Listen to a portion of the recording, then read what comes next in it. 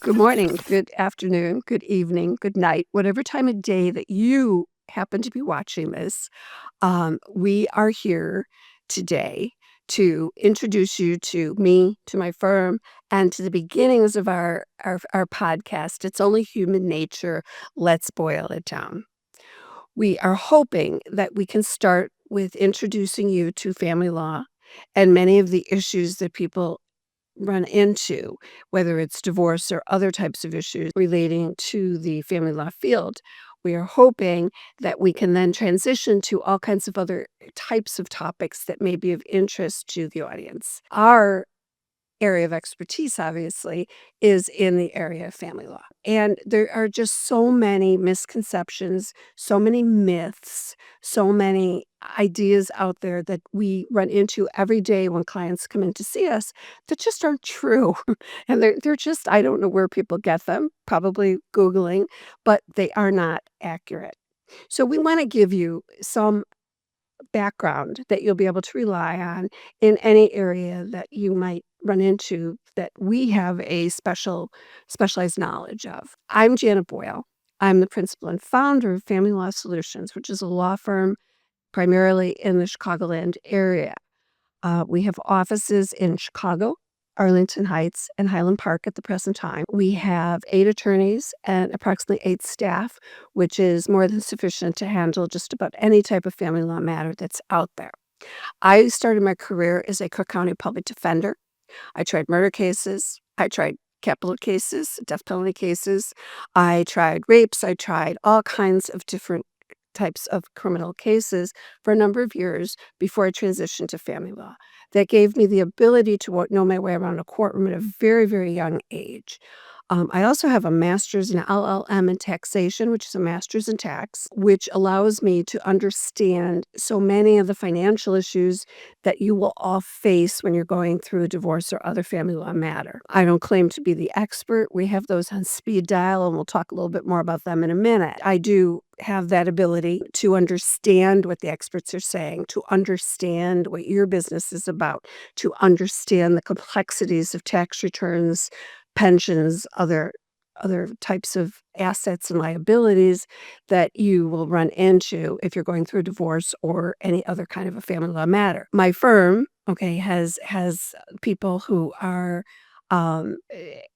as good or better than me in these areas. And also, we have members of our firm who are guardians ad litem. So they're very, very familiar with any parenting issues that you may arise. As this podcast goes on, what we're hoping to do is to bring in various guests who will help you understand some of these complexities, whether that's accountants, whether it's estate planners, whether it's mental health professionals, whether it's guardian ad litems. We intend to, forensic accounting is a big one that we always have to deal with, and we'll talk a little bit more about that in a second too. Those are the types of things that we're going to talk about, the type of guests that we will bring in. We may bring in some fun guests, how do you move out of your house? How do you settle up the personal property? How much is that couch really worth? I don't know. We're not totally sure exactly where this is going to go, but we intend to make it fun and entertaining for you. That's our goal. We will tell you stories about cases and clients in situations that either we have seen or that we actually represented the people. Of course, we'll change the names, we'll change some of the specific facts so that the people are not identifiable.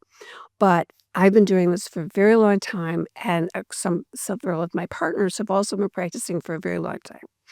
The fun part about family law and the fun part about this podcast is despite how long I've been doing this, I am always shocked when something new walks into my office. And it's an ever-changing landscape, both with the law, with the facts, with the social mores that we've seen. All of that is so different. And we understand that we need to change with the times and to really help the individual with whatever issue it is. I was talking to a couple of my colleagues yesterday, and I said, in a way, what we are is we're voyeurs into human nature. And that's kind of where the name of this podcast came from, is we see the best and the worst of people when they're going through one of the most traumatic, times of their life.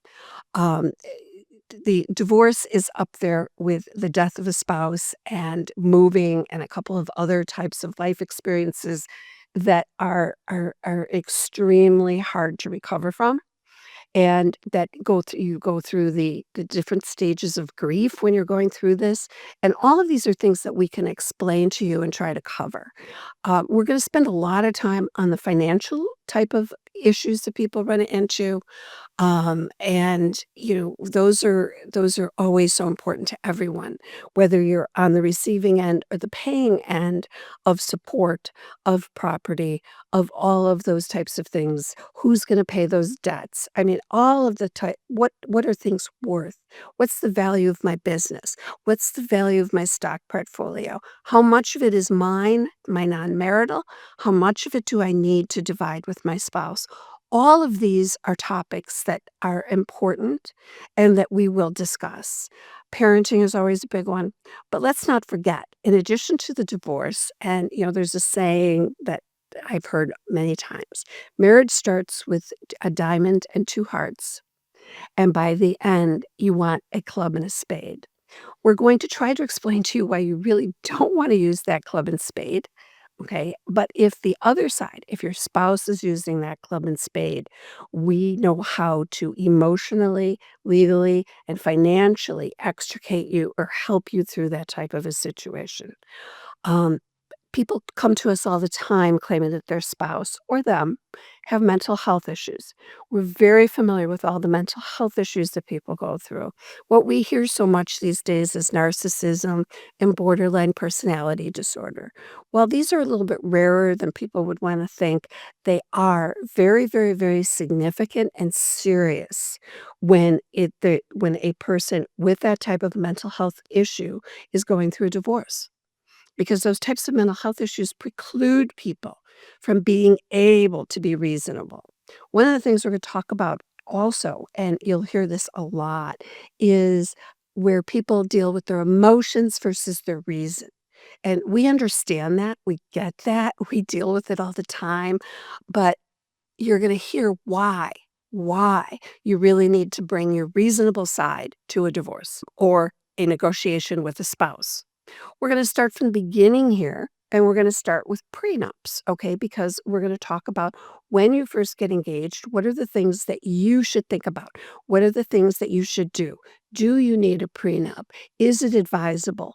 Why would you get a prenup? So that's where we're going to start, and then we're going to kind of take it through the whole process. You may find some of our episodes interesting. You may find some that just don't apply to you, but we're going to try to make it, like I said, interesting, entertaining, and fun for you. We're going to pull back that curtain of what really goes on in the family law courts, because anybody can tell you what the law is, but how do judges apply it?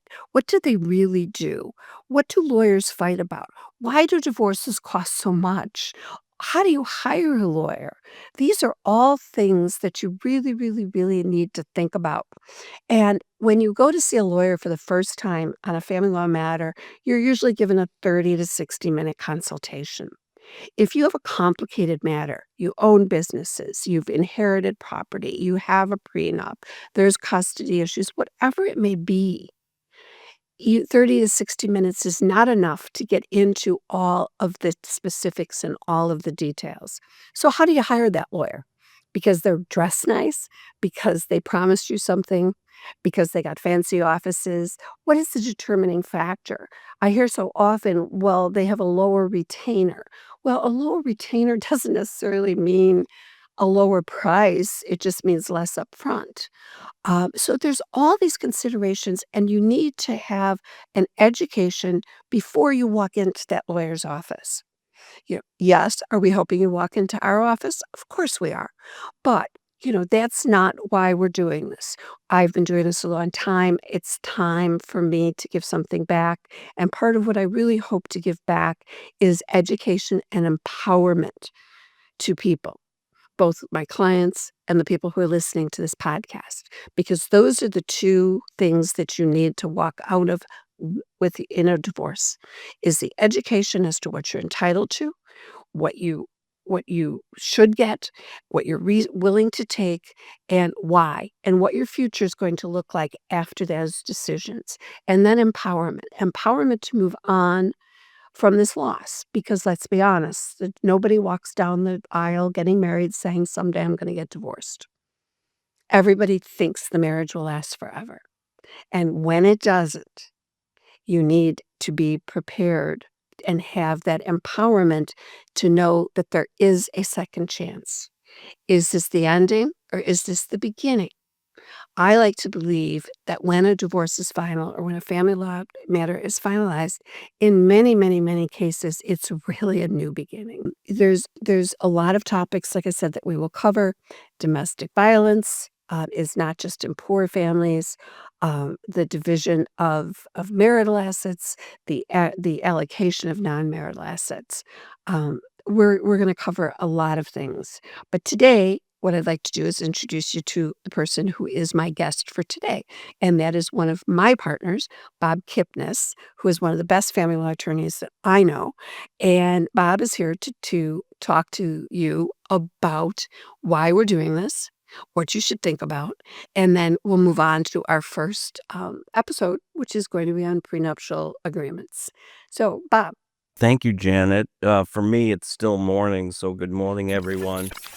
When you were speaking, it was conjuring up ideas and thoughts in my mind, and one of them was trust. When you go out and hire a family law attorney, one of the main things you need is trust, and you need to have that level of comfort with whomever you're interviewing that they'll be honest with you, they'll be forthcoming with you, they'll give you the high-low if that's what you want. And you have that level of comfort where you can say anything you want to them. You know it'll be confidential, and you know they'll use it appropriately. What's a high-low? Where, say there's an issue with some proceeds from the sale of the house and there's 10,000 unaccounted for. Depending on the fact pattern, maybe you tell your client, if we file this motion, I can get you 8, but the high-low is probably somewhere between 8 and 4. Just throwing out numbers, giving a client a range to set those client expectations, which is key as well. So they know what the range of possibilities are. So what you're talking about really is giving a client their best case and worst case scenario under a particular fact pattern. That's it. And why is that important? Just, again, to set client expectations. Is it also important because you don't want a client arguing or fighting over something that may not be worth the money that it costs? Agreed. And I'm a big advocate of picking my battles. Right. I think that's key in this field. Yep.